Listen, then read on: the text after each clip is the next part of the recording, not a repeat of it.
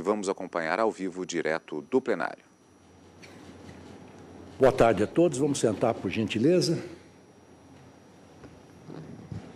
Declaro aberta esta 10ª sessão extraordinária do plenário do Supremo Tribunal Federal. Passo a palavra. Antes disso, eu comunico que estão presentes neste plenário os alunos do curso de Direito das seguintes instituições: Faculdade de Minas, Belo Horizonte, Minas Gerais, Universidade Estácio de Sá, de Nova Iguaçu, do Rio de Janeiro. Sejam muito bem-vindos. Eu solicito ao senhor secretário que leia a ata da sessão anterior. Ata da 10ª sessão ordinária, realizada em 24 de abril de 2013, presidente, senhor ministro Ricardo Lewandowski, vice-presidente, ausente cademente, senhor ministro Joaquim Barbosa, presidente, em participação no evento dos Estados Unidos. Pregoar os seguintes processos: agravo regimentar em impugnação a valor da causa da ação civil originária, agravos regimentais em reclamações, agravos regimentais em mandados de injunções, recurso extraordinário e os processos constantes da presente ata. Consulto os eminentes pares para saber se há alguma divergência com relação à ata, alguma retificação, e não havendo, declaro-a aprovada. Gostaria de comunicar a todos os presentes que nós, nesta sessão, não faremos intervalo e esticaremos um pouco mais, estenderemos a sessão até às 17 horas, em torno das 17 horas, dependendo do andamento dos trabalhos. Agradeço, desde logo, a todos pela compreensão, especialmente aos eminentes pares e ao digno representante do Ministério Público.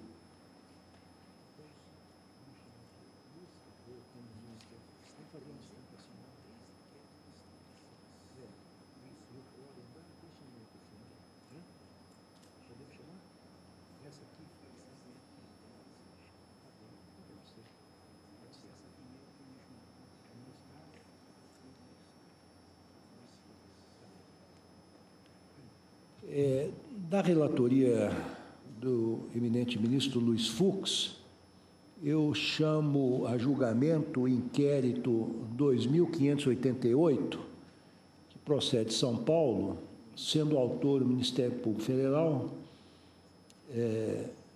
O investigado denomina-se Emanuel Fernandes. E aqui nós temos uma indicação que, pelo Ministério Público, fará o doutor Roberto Monteiro Gurgel Santos, Procurador-Geral da República. Então, o ministro Luiz Fux está com a palavra para o relatório.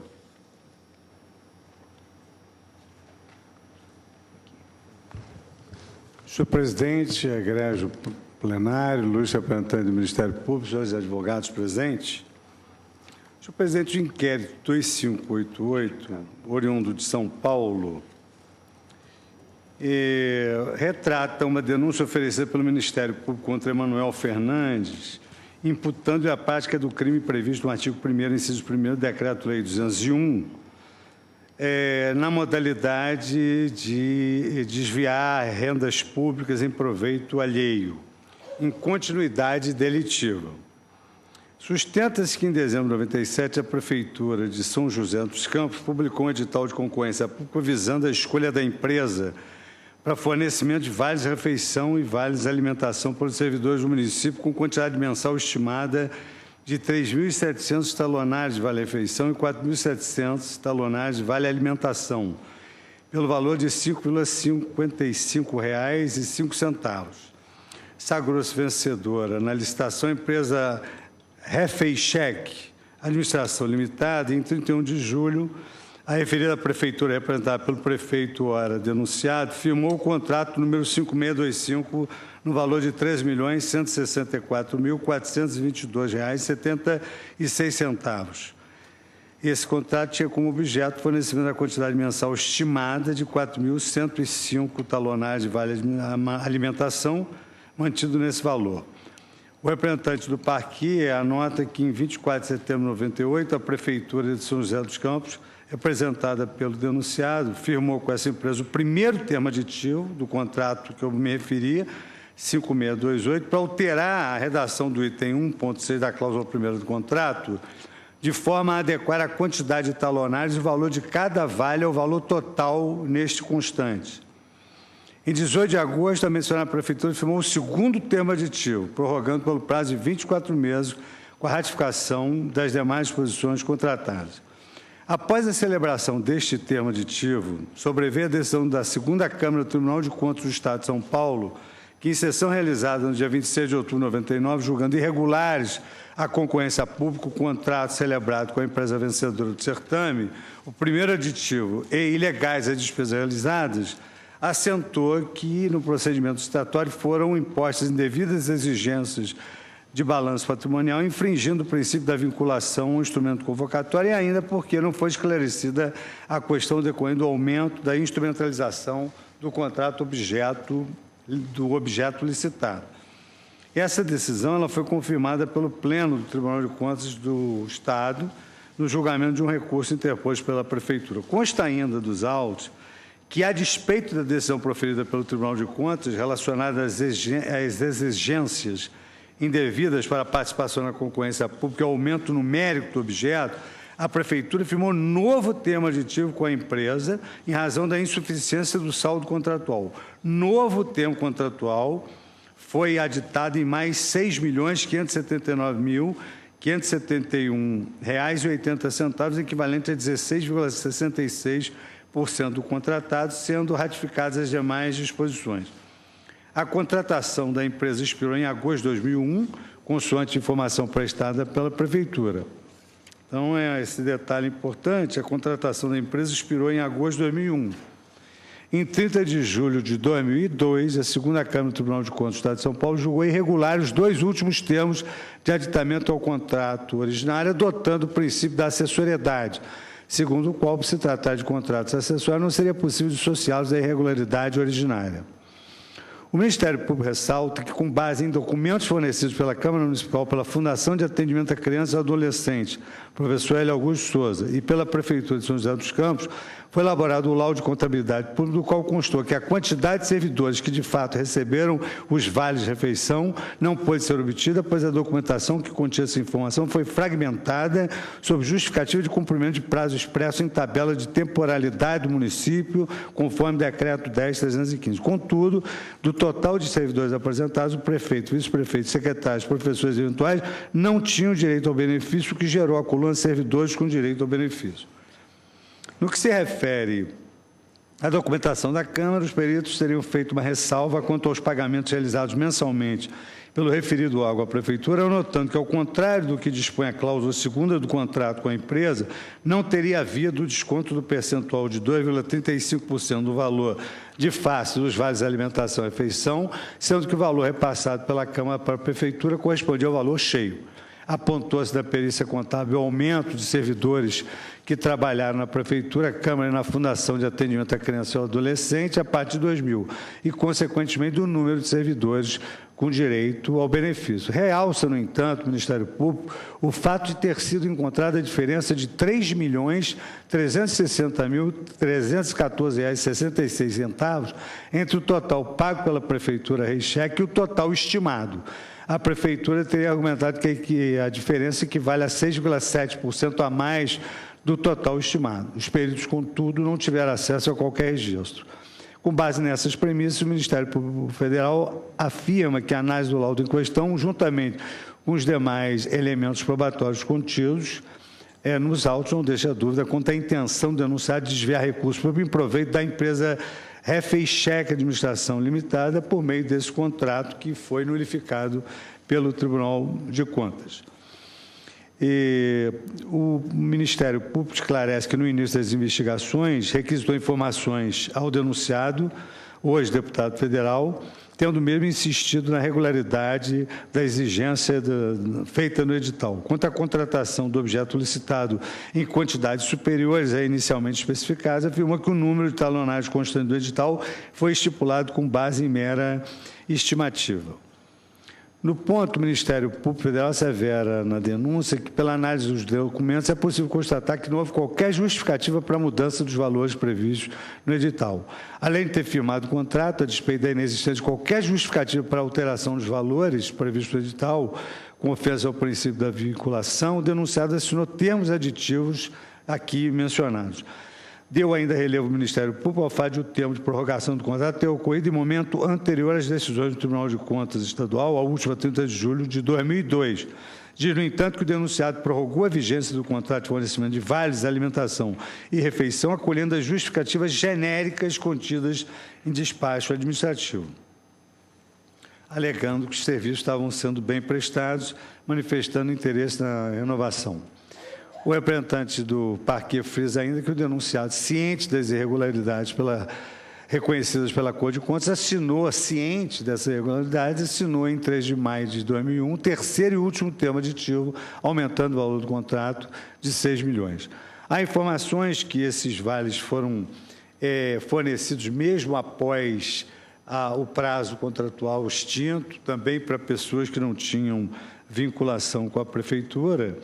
Em virtude das irregularidades apontadas, o Ministério Público pôs em destaque o fato de ter havido grande oscilação no total de tickets entregue à Câmara. O denunciado ofereceu resposta esclarecendo que os valores estabelecidos no instrumento convocatório eram estimados, uma vez que o fornecimento pretendido estaria condicionado diretamente ao número efetivo de servidores, que sofre grande variação no decurso do tempo, situação a ser observada, tendo em conta, inclusive, o fato de o contrato envolver e considerar servidores de diversos órgãos públicos. Assim, a diferença entre as quantidades estimadas no instrumento convocatório e aquelas efetivamente contratadas decorrem do aumento do quadro de pessoal verificado no lapso de tempo decorrido. Em relação ao primeiro termo aditivo, que, segundo o Ministério Público Federal, teria sido celebrado com base em mero pedido de retificação, o denunciado observa que se tratava de mera correção de erro formal, o acertamento de atos na quantidade de talões e confirmação de todo o restante sem alterar o valor contratado. Desse modo, apresentar-se-ia desnecessária a celebração de termos de aditamento, sendo correta a lavratura de termos de retificação. Quanto às prorrogações do contrato, por períodos distintos, assevera que a inteligência do artigo 57.2 da Lei de Licitações é no sentido de assegurar as prorrogações enquanto o contratado estiver executando o serviço em condições de preço e eficiência vantajosas para a administração. Tanto que, se lhe aprovesse, poderia, desde logo, fixar o prazo contratual em 60 meses. A discricionariedade, oportunidade e conveniência administrativas é que servem de base na decisão de prorrogar o ajuste, por qualquer tempo, prorrogá-lo observado o interesse público e o limite legal não podendo ser entendido no que se refere à prorrogação do ajuste, que a locução por iguais sucessivos períodos vem obrigar o agente público a uma prorrogação por prazo inferior ou superior às reais necessidades que possam existir. Ou seja, a parte flexibilizou o comando da Lei de Licitações, tanto quanto ao percentual e também em relação ao prazo, entendendo que há uma discricionariedade, conveniência do administrador que analisa se deve prorrogar, em que prazo deve prorrogar, por quanto tempo deve prorrogar. Relativamente à interpretação do laudo de contabilidade pública, a defesa acentuou que o representante do Parquet não pôde nem poderia devotar tempo na análise do referido documento, pois o laudo foi elaborado em 31 de maio de 2010, enquanto a denúncia já estava redigida e subscrita em 30 de maio de 2010, momento anterior à conclusão formal do laudo. A verificação do referido documento e a análise dos depoimentos conduz à percepção de que os peritos declararam a inexistência de irregularidade, tanto no procedimento como na execução contratual. Esclareceram que a gestão do contrato não seja atribuição do senhor prefeito, mas sim da Secretaria da Administração Municipal, não se registrou a existência de relação pessoal profissional dos agentes responsáveis pela contratada com o prefeito denunciado. Daí compreender que, se o Ministério Público Federal tivesse devotado tempo para análise do laudo antes de redigir e subscrever a denúncia, a conclusão que chegou não estaria distanciada da realidade. Por fim, aponta ainda a defesa que a quantidade de servidores que, de fato, receberam os valores da alimentação não pôde ser obtida, pois a documentação que continha essa informação foi fragmentada sob a justificativa de cumprimento do prazo expresso na tabela. Então, basicamente, senhor presidente, são essas, em essência, as menções feitas na denúncia para imputar ao denunciado esse delito antes mencionado de desviar em proveito alheio rendas públicas. Eu anotei também anotei também que há uma sustentação de que esses prazos da lei de licitações, como eu aqui afirmei, eles são flexíveis na ótica do denunciado e que o percentual de 25% de prorrogação para atender a equação econômico-financeira do contrato, ele também pode ser ultrapassado através de termos aditivos, desde que atendam ao interesse público. Então, basicamente, essa é a síntese da acusação e da defesa. Agradeço a Vossa Excelência. Concedo a palavra ao eminente Procurador-Geral da República, doutor Roberto Gugel. Excelentíssimo senhor ministro-presidente, excelentíssimas senhoras ministras, excelentíssimos senhores ministros, o relatório minucioso apresentado pelo eminente ministro Luiz Fux dispensa maiores incursões no quadro fático. Atribui-se ao acusado o crime descrito no artigo 1º, inciso 1º, do Decreto-Lei 201, de 67, na modalidade, como destacado pelo relator, de desvio de recursos públicos. Os fatos aconteceram entre os anos de 1998 a 2001, quando o acusado exerceu o cargo de prefeito do município de São José dos Campos, no estado de São Paulo. Tudo gira em torno de contratos celebrados para o fornecimento de vales-refeição e vales-alimentação aos servidores do município. Contratos que foram objeto de diversos termos aditivos e contratos que vieram a ser julgados irregulares a partir do seu primeiro termo aditivo, sendo declaradas ilegais as despesas decorrentes pela segunda Câmara do Tribunal de Contas do Estado de São Paulo, em decisão confirmada pelo Pleno daquela Corte de Contas.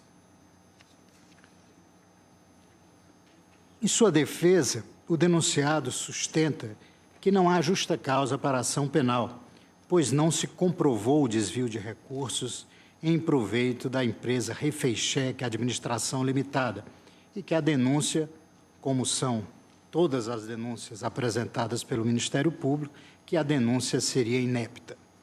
Quanto ao mérito da acusação, disse que não há elementos que comprovem a materialidade do crime e muito menos o dolo em sua conduta. Com as vênias devidas, os argumentos são manifestamente improcedentes. A denúncia descreveu de forma detalhada todos os fatos atribuídos ao acusado, narrou de forma objetiva e concatenada as circunstâncias do delito, demonstrando com detalhes que o denunciado firmou o contrato número 5.625 de 98 e posteriores termos aditivos com a empresa Refeicheque, com evidente ofensa aos ditames da Lei 8.666 de 93.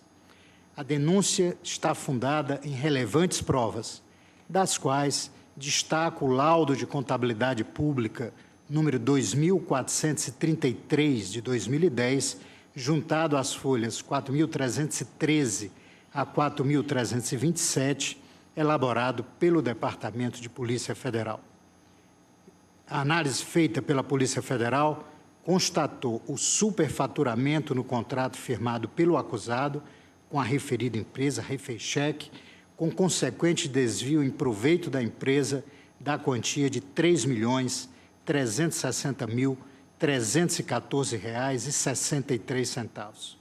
Há igualmente, como já me referi, a análise do Tribunal de Contas do Estado de São Paulo, que considerou irregulares os aditivos celebrados, de indiscutível valor no contexto probatório. Os documentos que instruem os autos comprovam fartamente que houve um aumento do objeto contratado em relação ao que constou do edital de licitação. Apesar dessa diferença maior do objeto contratado em relação às quantidades inicialmente especificadas no edital, o acusado não apresentou qualquer justificativa quando da assinatura do contrato. Nestes autos, a justificativa dada foi a de que, aspas, a diferença verificada refere-se ao aumento do quadro de pessoal ocorrido entre o momento da licitação e o da efetiva formalização do contrato, tendo reconhecido, contudo, o acusado que não houve justificativa formal para o referido aumento. No entanto, com base em documentos encaminhados pela Prefeitura de São José dos Campos, mais especificamente a relação de servidores admitidos entre 1º de agosto de 1999 e 30 de abril de 2001, juntada às folhas 1418 a 1639, constatou-se que diversos nomes de servidores foram lançados em duplicidade. Havia nomes de pessoas que foram admitidas e demitidas no mesmo dia, e também havia funcionários que trabalharam por período inferior a um mês para o município. Não bastasse isso, eminentes ministros, a relação encaminhada pela Prefeitura continha grande número de estagiários, que, nos termos da Lei Municipal 4.580 de 94, não eram beneficiários do programa de alimentação implantado. Ainda de acordo com a referida Lei Municipal, que instituiu o auxílio alimentação, os menores aprendizes da Fundação L. Augusto seriam beneficiários dos vales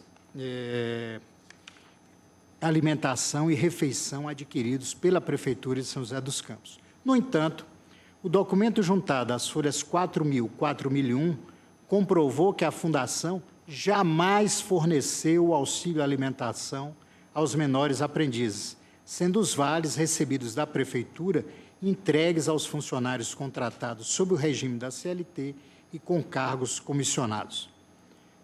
Por outro lado, de acordo com a tabela de folhas 43 e 21, verificou-se que houve certa estabilidade no número de empregados da Fundação no período de julho de 98 a maio de 2000, havendo em alguns períodos, inclusive, um número menor de beneficiários do auxílio alimentação, ao contrário do que sustenta a defesa, no sentido de que teria havido aumento dos números. Quanto aos talonários de vales alimentação e refeição fornecidos à Câmara Municipal, o órgão informou que recebeu talonários em quantidade inferior ao que necessitava, não havendo notícia de que houve a devolução dos talões sobressalentes à Prefeitura Municipal ou do estorno dos valores pagos a maior à empresa Refeicheque Administração Limitada, em decorrência do equívoco apontado. Portanto, os elementos constantes dos autos não deixam dúvida, demonstram de forma clara que os acréscimos feitos pela administração municipal no valor do contrato não se faziam necessários, havendo, de acordo com o mencionado laudo de contabilidade pública número 2433, claro desvio de verbas em favor da empresa Refeicheque. Todo o cenário, portanto, é aquele já muito conhecido desta Corte Suprema, no sentido de contratações engendradas no sentido de propiciarem e favorecerem o desvio de recursos públicos. No que tange à participação do denunciado, sua responsabilidade é extraída do contrato inicial, que está às folhas 1112 a 1118, e de seus termos aditivos, que foram firmados pelo então prefeito, e demais documentos que demonstram que o investigado tinha, ademais, plena ciência das irregularidades constatadas pelo Tribunal de Contas do Estado de São Paulo desde o momento da assinatura do contrato. Isso porque, naquelas decisões a que me referi inicialmente do Tribunal de Contas do Estado de São Paulo, essas decisões foram informadas ao acusado e, a despeito dessa decisão, novos termos aditivos foram firmados pelo acusado.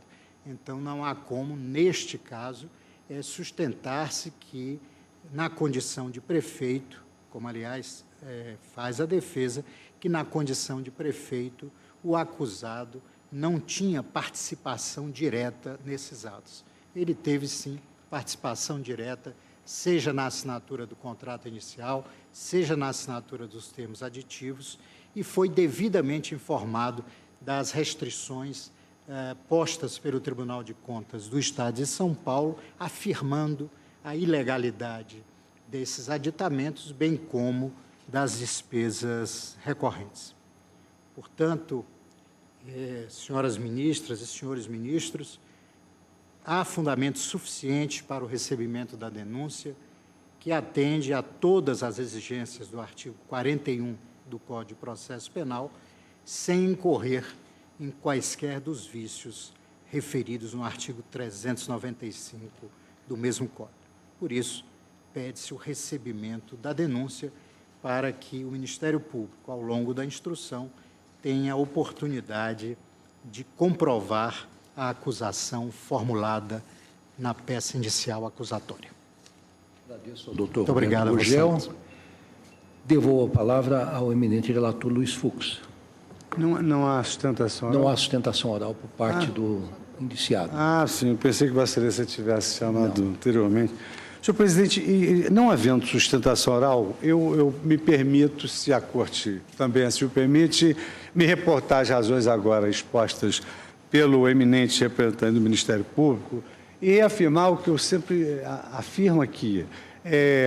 Nós não barateamos o recebimento de uma denúncia contra um homem público e entendemos que, mesmo que ele vá ter a oportunidade de se defender num processo penal, o simples recebimento da denúncia já traz um prejuízo deveras expressivo na sua vida cotidiana, que está na sua própria vida pública. De sorte que procuramos, sempre que possível, aferir o dolo. Até porque a Lei 8.038 permite ao tribunal julgar até improcedente a acusação. E se o tipo for doloso e não houver dolo, há uma questão gravitante em torno de uma atipicidade. Mas, de toda sorte, para que isso ocorra, é preciso que haja realmente elementos que nós constatemos prima facie que não há justa causa para a ação penal, que foi esse novo pressuposto trazido, e que pressupõe que não haja um panorama que leve a um estado de dúvida, porque nesse estado, evidentemente, o Ministério Público deve fazer prevalecer na qualidade de dominus litis a máxima indúbio pro societate, ao passo que nós, julgadores, no momento do julgamento final, assentamos os nossos julgamentos de acordo com a nossa convicção. Em estado de dúvida, aplicamos indúbio pro réu. Mas este não é o caso aqui versado nos autos. E, como eu faço sempre essa ressalva, eu encartei no meu voto que, nesta sede, efetivamente, não cabe, neste caso, essa ponderação. E cito a passagem do professor Frederico Marques, que se aplica nesse caso específico, o juízo exercido no momento do recebimento da denúncia é de cognição meramente sumária, devendo-se ter cautela para não rejeitar a acusação como se estivesse decidindo definitivamente sobre o mérito da causa. Então, é uma zona bastante fronteiriça, né? Nós nem vamos julgar a acusação definitivamente e nem vamos exigir elementos que sejam já consistentes na prova inequívoca que se faz no final do processo. Eu chamo a atenção para o elemento subjetivo, porque tem sido corriqueira essa alegação de que não assinei o contrato, isso seria uma responsabilidade objetiva. E nós, por exemplo, entendemos que quem consulta não age com dolo, porque se consultou para saber se podia fazer, não teve a intenção de praticar o ilícito, tanto que consultou previamente. Mas aqui não, aqui houve exatamente o contrário. Mesmo declarado e regular pelo Tribunal de Contas, o prefeito persistiu na atividade ilícita, engendrou vários aditivos considerados superfaturados, e é bom que se esclareça que o denunciado está sendo processado no Supremo Tribunal Federal pela sua prerrogativa de foro, mas digamos assim, a empreitada criminosa foi visualizada como praticada com os representantes dessa empresa favorecida, tanto assim que houve desmembramento, estão sendo processados em primeiro grau. Então, nesse particular, eu destaquei algumas premissas para justificar a conclusão do meu voto. Em primeiro lugar, eu assento que o réu, em 31 de julho, celebrou esse contrato. Em 24 de setembro de 98, foi realizado um indevido termo aditivo do contrato para alterar a quantidade de talonários e o valor deles. Em 18 de agosto de 99, foi realizado um segundo termo aditivo. Quer dizer, não é nem consultar, é afrontar. E outra coisa, quem é que pode admitir que, se a lei de licitações fixa uma margem de flexibilização de 25%, o agente do poder público pode fazer uma avaliação discricionária e superar quase em 67% esse valor para fazer um termo aditivo? Isso não é teoria da imprevisão, isso é um novo contrato sem obediência dos princípios da licitação.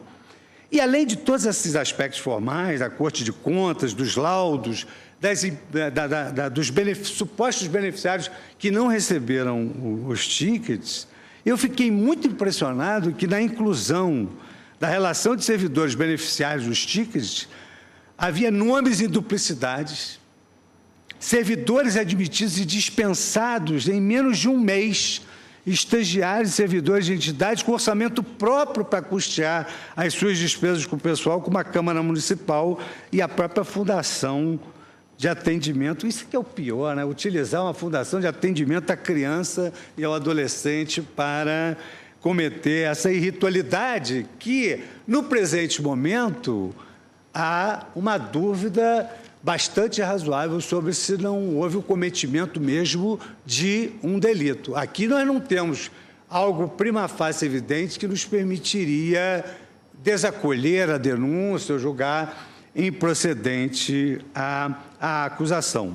E é nesse particular que, digamos assim, adotando uma posição diametralmente oposta à que eu costumo adotar nesses delitos de licitação, aqui não. Aqui eu vejo flagrantemente um assinte à lei de licitações e algo que, em razão desses outros fatores de pessoas que receberam depois de fim do contrato, de pessoas que eram destinatárias e não receberam, de nomes em duplicidade, exatamente em razão desses fatores acrescidos, de todos esses vícios e rituais, é que eu verifico que realmente nós estamos não diante de um administrador inepto, que não age com dolo, mas age com inaptidão, não. A dúvida razoável que se põe aqui nesse início de investigação é de que realmente houve o cometimento de um ilícito que precisa ser pesquisado mais a fundo e que o que vem sendo feito, em primeiro grau, em relação aos integrantes da empresa favorecida.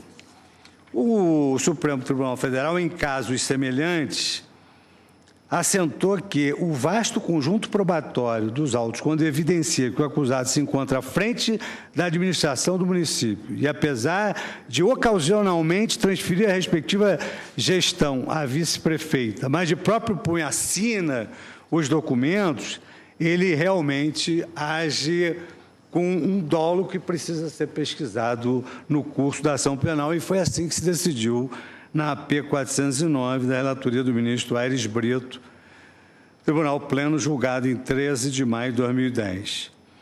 De sorte que, à luz da prova documental e de tanto quanto já foi exposto pelo eminente representante do Ministério Público, oralmente e por escrito, e porquanto aqui evidenciamos aquilo que nos levou à nossa convicção, a minha proposta de voto é de que, efetivamente, esse fato ele se amolda ao delito previsto no artigo 1º, inciso 1º, do Decreto-Lei 201, na modalidade de desviar a renda pública em proveito alheio.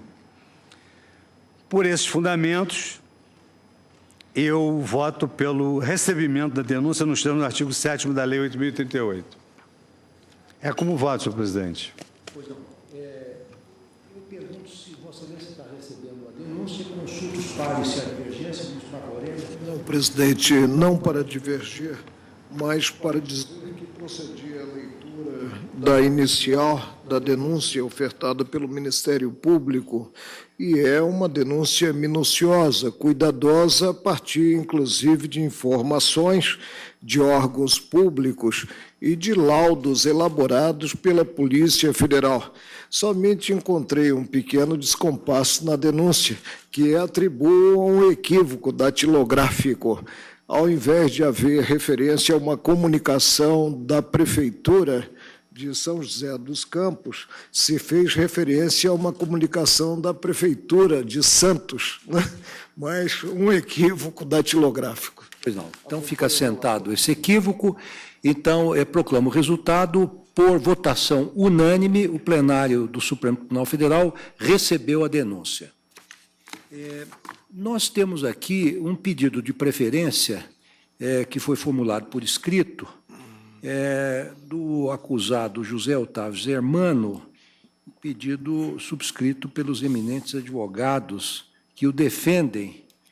Nós vamos, então, chamar este caso de minha relatoria. Senhor presidente, se me permite Pois não? uma ponderação, eu tive notícia de que 2 juízes da Corte, 2 eminentes ministros, não votarão neste caso, o que nos fará ficar com apenas 6 juízes participando. Claro que entendo que é o quórum mínimo, mas não sei se será conveniente que apreciemos. E aqui a minha preocupação não é no sentido do recebimento da denúncia. Eu acho que, seja para receber, seja para não receber a denúncia, nós estaremos com um número muito, enfim, reduzido da Corte. Mas é uma ponderação que, evidentemente, submeto ao descortino de Vossa Excelência. Pois não. Eu acabo aqui de receber a formalização de que a ministra Rosa estaria impedida neste caso. Nós temos uma ausência,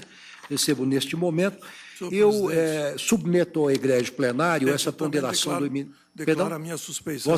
Vossa Excelência também está declara suspeito. Então, eu submeto ao egrégio plenário, então, a sugestão do eminente representante do Ministério Público, no sentido de que nós adiemos este julgamento para, enfim, o momento em que tivermos um quórum adequado.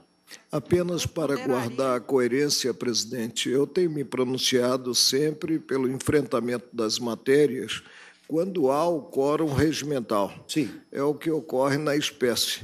Pois e não. vinha ao tribunal para julgar processo. Pois não. Nós temos um impedimento, uma suspeição, e nós temos a ausência do ministro Toffoli, temos 1, 2, 3, 4, 5. Acho que Vossa Excelência, como relator, é quem é o árbitro da Claro que convivência. se Vossa Excelência indica adiamento, Pode indicar adiamento. nós assentimos. Eu, como entendo que nós estamos num parlamentarismo e não num presidencialismo, não obstante seja eu o relator, e tendo em vista a ponderação do eminente chefe do Ministério Público, eu entendi por bem submeter ao egrégio plenário, mas até em homenagem Não há advogado de fora que tenha se deslocado a Brasília para fazer sustentação ampla? Não, o advogado é aqui de Brasília, ambos advogados são de Brasília. Então, como é a primeira vez que o eminente chefe do Ministério Público faz essa ponderação, segundo me recordo, e eu acho que, em homenagem à ponderação de Sua Excelência, eu vou indicar adiamento. Ouço o advogado eminente doutor Aristides Junqueira. Pois não, Vossa Excelência está com a palavra. O pedido foi feito na suposição da Corte completa, evidentemente. E também, em homenagem ao Ministério Público, não me oponho a que seja adiada essa audiência, essa sessão, embora o pedido tenha sido feito com esse pressuposto de que não houvesse impedimentos e que o quórum fosse diminuto. Só isso, Excelência. Pois não, eu agradeço, fico confortado agora com o apoio da defesa E como o eminente chefe do Ministério Público Federal, da Procuradoria-Geral da República, pede que adiemos, certamente não temos risco de prescrição. Então, eu indico o adiamento deste feito para que ele seja examinado e julgado oportunamente.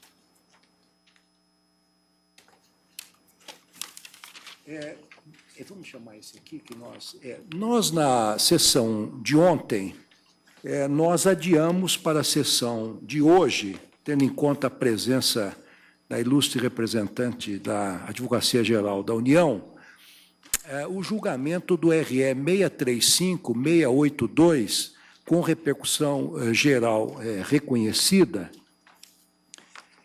do qual é relator o eminente ministro Gilmar Mendes.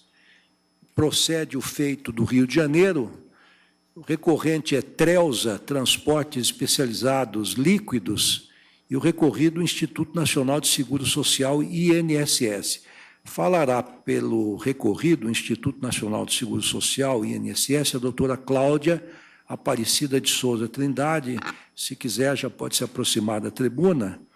Esteve, aliás, presente durante toda a sessão de ontem, aguardando a oportunidade de fazer a sustentação oral. Então, a palavra está com o ministro Gilmar Mendes para o relatório. Presidente, trata-se de recurso extraordinário interposto por Trelsa Transportes Especializados de Líquidos, S.A., contra acordo do TRF da 2ª Região, emendado da seguinte forma: tributário, processo civil e legitimidade de causa do SEBRAE, contribuição ao SEBRAE, contribuição de intervenção no domínio econômico, artigo 149 da Constituição, leis 8.029 e 8.154, ambas de 90, constitucionalidade, lei complementar, desnecessidade. Inexistência de relação jurídico-tributária entre SEBRAE e a autora, já que no direito tributário não há solidariedade ativa, extinção do processo sem resolução do mérito com relação à referida organização social. Contribuição para o SEBRAE é contribuição de intervenção no domínio econômico e encontra seu fundamento de validade no artigo 149.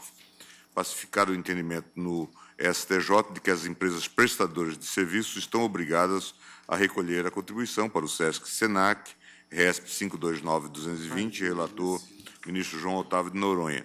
Também tais empresas devem recolher a contribuição destinada ao SEBRAE. Não se exige que lei complementar defina sua hipótese de incidência, a base imponível e os contribuintes. Com relação ao SEBRAE, pelo fato de ter suportado o encargo de promover sua defesa em juízo, em virtude de ter sido chamado a lide indevidamente, condena a autora nos honorários advocatícios, que fixo em 5% sobre o valor da causa, etc. Extinção do processo sem resolução do mérito com relação ao SEBRAE, a apelação da autora improvida.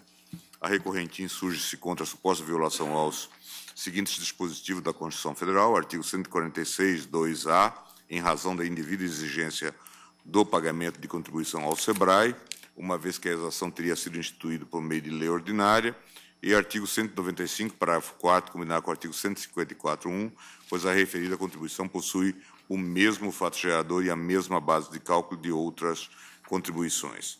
A empresa recorrente alega, em síntese, que a contribuição para o SEBRAE, em desconformidade com a Constituição, não foi instituída por lei complementar, mas por lei ordinária.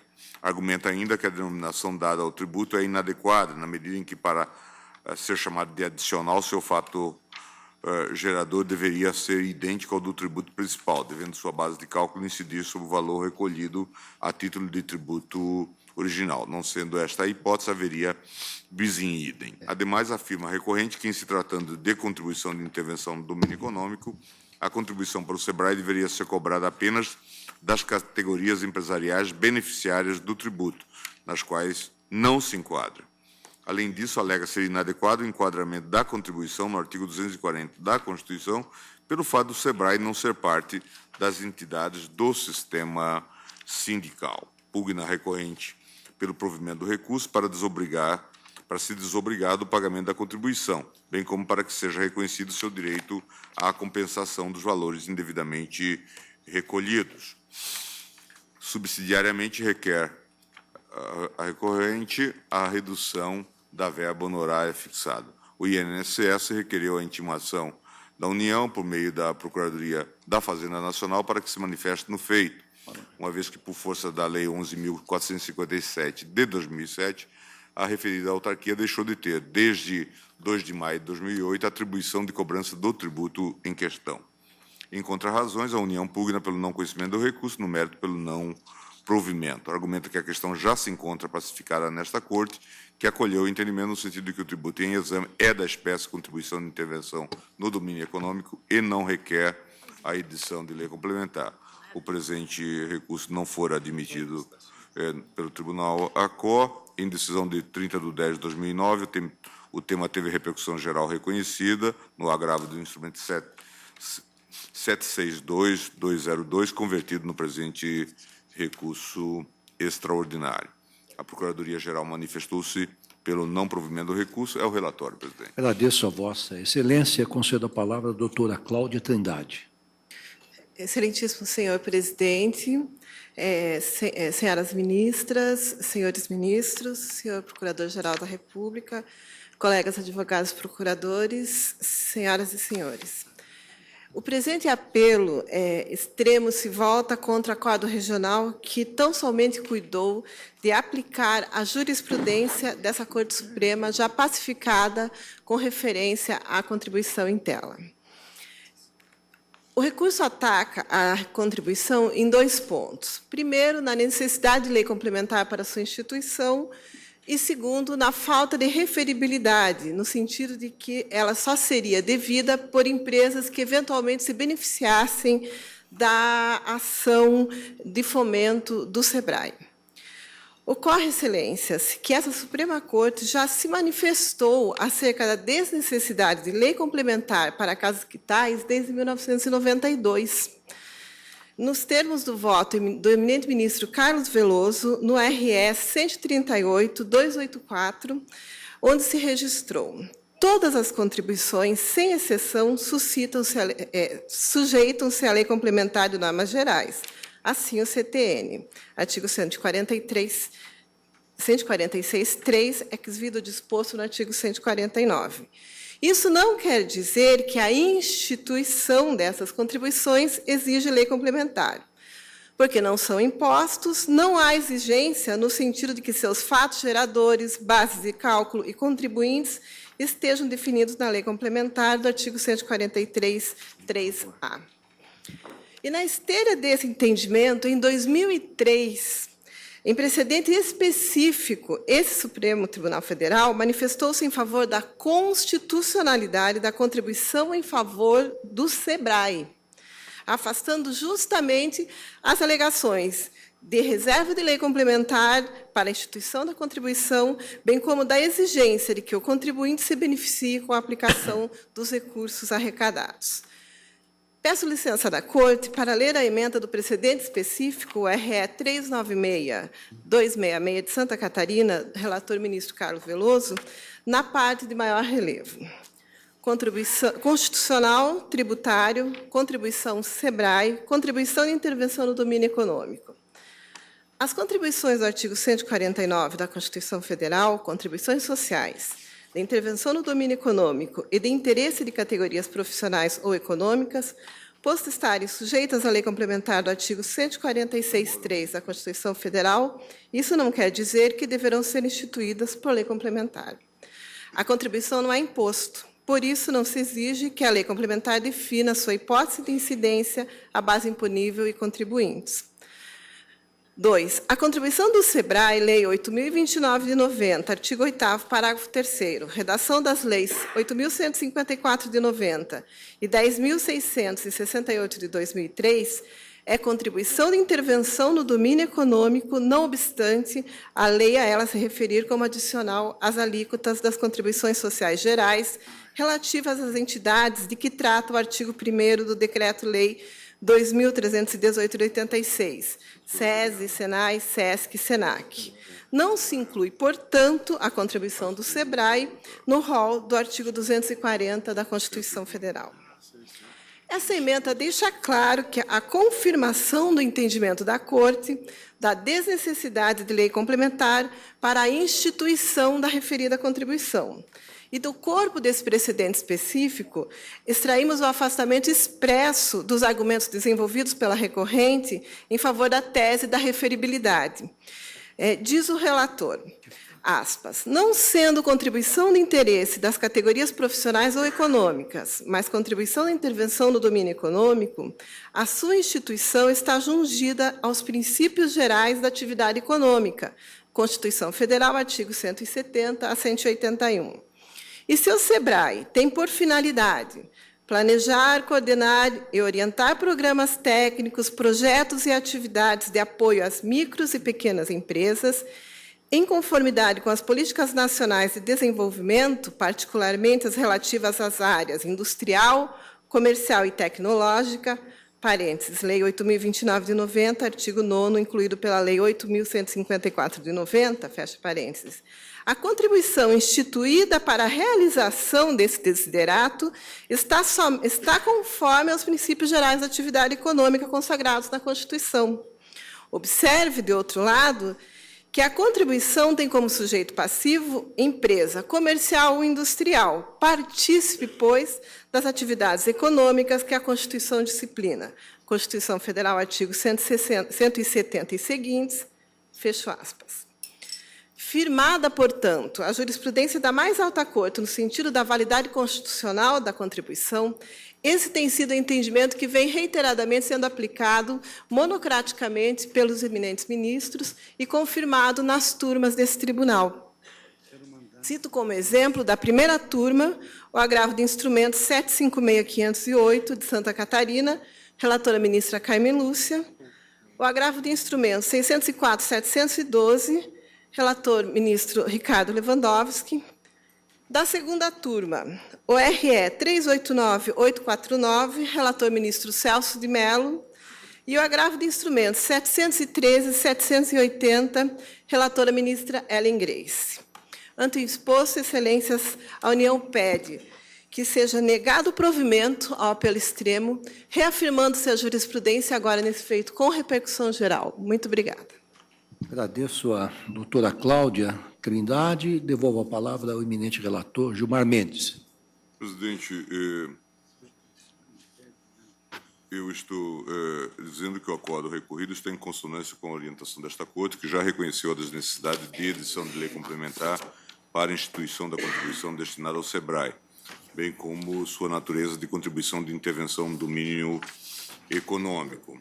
Eu cito aqui o artigo 8º, parágrafo 3º, e o artigo 9º, por sua vez, que definiu que competiria a esse serviço social ao autônomo planejar, coordenar e orientar programas técnicos, projetos e atividades de apoio às micro e pequenas empresas em conformidade com as políticas nacionais de desenvolvimento, particularmente as relativas às áreas industrial, comercial e tecnológica. O plenário do Supremo, ao julgar o RE 396266 da relatoria do ministro Carlos Veloso, reconheceu a constitucionalidade dessa contribuição. Na ocasião, lavrou-se acórdão com a seguinte emenda: constitucional, tributário, contribuição, SEBRAE, contribuição de intervenção no domínio econômico, Lei 8.029, as contribuições do artigo 149, contribuições sociais de intervenção no domínio econômico e de interesse de categorias profissionais ou econômicas, posto estarem sujeitas à lei complementar do artigo 146.3, isso não quer dizer que deverão ser instituídas por lei complementar. A contribuição social do artigo 195, parágrafo 4º, decorrente de outras fontes, é que, para a sua instituição, será observada a técnica da competência residual da União. A contribuição não é imposto, por isso não se exige que a lei complementar defina a sua hipótese de incidência, a base imponível e contribuintes. Constituição Federal, artigo 146, 3 precedentes, ministro Carlos Veloso, RE 138.284 e ministro Moreira Alves, RE 146.733. A contribuição do SEBRAE é a contribuição de intervenção no domínio econômico, não obstante a lei a ela se referir como adicional às alíquotas das contribuições sociais gerais relativas às entidades de que trata o artigo 1º do Decreto-Lei 2.318, SESI, SENAI, SESC, SENAC. Não se inclui, portanto, a contribuição do SEBRAE no rol do artigo 240 da Constituição. Constitucionalidade da contribuição do SEBRAE, constitucionalidade, portanto, do parágrafo 3º do artigo 8º. Nota-se, assim, que o acórdão recorrido está em consonância com a jurisprudência desta Corte. Eu repasso, então, todas essas questões, presidente, e concluo citando uma série de precedentes no mesmo sentido, de vários ministros, e eu estou me manifestando no sentido de negar provimento ao recurso extraordinário. Diante da farta jurisprudência da Corte, no sentido da constitucionalidade da cobrança, eu indago do plenário se há divergência, no sentido do improvimento, ministro Marco Aurélio. Presidente, reporto-me ao convencimento que exteriorizei quando julgamos, em 26 de novembro de 2003, o recurso extraordinário 396-266, Santa Catarina. Na oportunidade, fiz ver, senhor presidente, é sintomático que a legislação de regência tenha aludido a um acréscimo, a criação de um adicional à contribuição anterior. Esse dado sinaliza que esteve presente o disposto no artigo 240 da Constituição Federal, como se esse artigo não tivesse congelado as contribuições apanhadas pela Carta de 1988, ao dispor, artigo 240, ficam ressalvadas do disposto no artigo 195 as atuais contribuições, e então eu repeti, as atuais contribuições com os parâmetros respectivos, compulsórias dos empregadores sobre a folha de salários destinadas às entidades privadas de serviço social e de formação profissional vinculadas ao sistema sindical. Disse, então, comungo com o relator, ministro Carlos Veloso, e tomamos posse no mesmo dia, nesta Corte, no dia 13 de junho de 1990, a nomenclatura, acrescentei, utilizada na lei, no que se lançou mão do vocábulo adicional, não me impressiona, porque não se trata, a rigor, de um adicional. O que houve foi a criação de uma contribuição nova. Aí surge o questionamento. Seria possível criar essa contribuição nova sem observar-se a remissão contida no artigo 149, já que tem o tributo como uma contribuição também de intervenção no domínio econômico e não social, a remissão ao artigo 146, 3 da Carta, no que remete à lei complementar, disse, a meu ver, não. Surgiu no mundo jurídico uma nova contribuição, e aí esse tributo, a contribuição é espécie do gênero tributo, deveria estar previsto, como se contém, eu estou sem o término do voto, infelizmente, mas reporto-me a esse voto, no que concluí na assentada que se tem a exigência na espécie da lei complementar, mas a mais. Também se discute no recurso extraordinário a transgressão ao princípio que veda a cumulatividade. E aí aponta, a meu ver, com procedência a recorrente, que ela já está submetida a outras contribuições e que não se identifica como micro e pequenas empresas, não se incluindo, portanto, no rol das beneficiárias do SEBRAE. Peço vênia ao relator e creio que o processo veio ao plenário para julgamento. Estamos livres, portanto, para nos pronunciar em que pese a jurisprudência pacificada para me manter coerente com essa ótica, provendo o recurso. Pois não. Mais alguém diverge? Então, proclamo o resultado. Negaram provimento ao recurso, vencido o eminente ministro Marco Aurélio.